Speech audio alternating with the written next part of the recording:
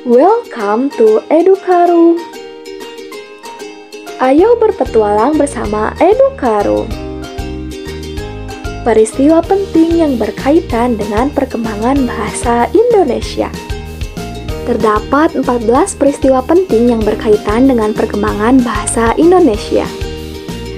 Peristiwa yang pertama yaitu pada tahun 1901 disusunnya ejaan resmi bahasa Melayu oleh Charles Adrian van Ophuijsen yang dimuat dalam kitab Logat Melayu.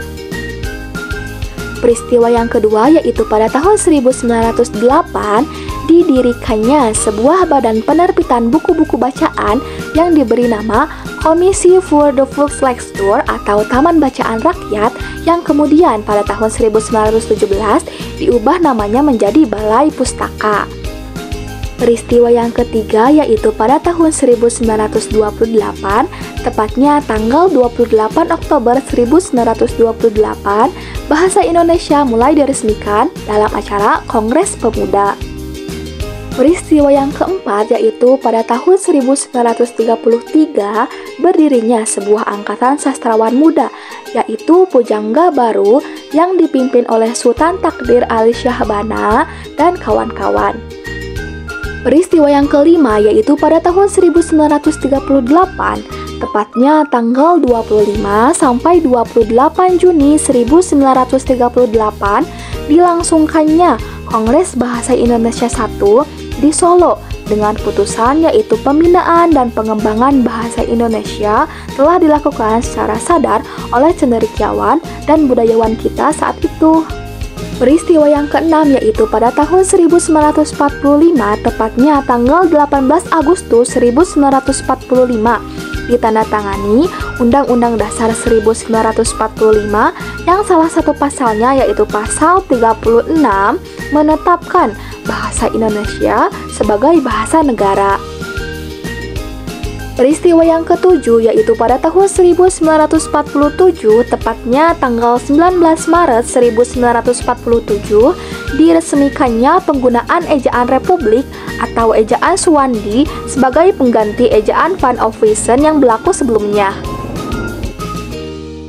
Peristiwa yang ke-8 yaitu pada tahun 1954, tepatnya tanggal 28 Oktober sampai 2 November 1954, dilangsungkannya Kongres Bahasa Indonesia II di Medan dengan memutuskan bahwa bangsa Indonesia bertekad terus-menerus menyempurnakan bahasa Indonesia.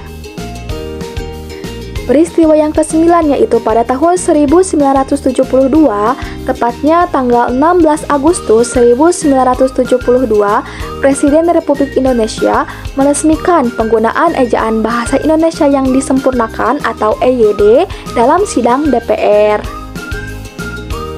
Peristiwa yang ke-10 yaitu pada tahun 1978, tepatnya tanggal 28 Oktober sampai 2 November 1978, dilangsungkannya Kongres Bahasa Indonesia III di Jakarta dengan memutuskan untuk terus berusaha memantapkan kedudukan dan fungsi bahasa Indonesia.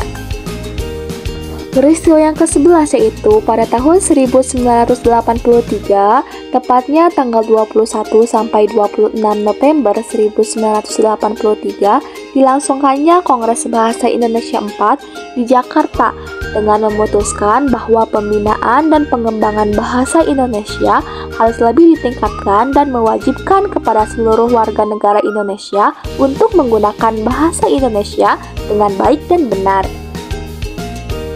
Peristiwa yang ke-12 yaitu pada tahun 1988, tepatnya tanggal 28 Oktober sampai 3 November 1988, dilangsungkannya Kongres Bahasa Indonesia V di Jakarta yang ditandai dengan karya Pusat Pembinaan dan Pengembangan Bahasa berupa Kamus Besar Bahasa Indonesia dan Tata Bahasa Baku Bahasa Indonesia.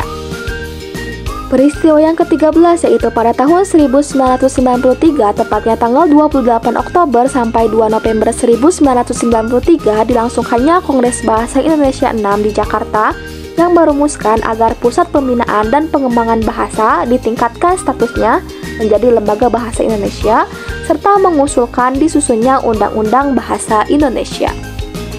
Peristiwa yang ke-14 yaitu pada tahun 1998, tepatnya tanggal 26 sampai 30 Oktober 1998, dilangsungkannya Kongres Bahasa Indonesia 7 di Jakarta yang mengusulkan dibentuknya Badan Pertimbangan Bahasa dengan ketentuan keanggotaan yang terdiri atas tokoh masyarakat dan pakar yang memiliki kepedulian terhadap bahasa dan sastra Indonesia yang bertugas memberikan nasihat kepada pusat pembinaan dan pengembangan bahasa.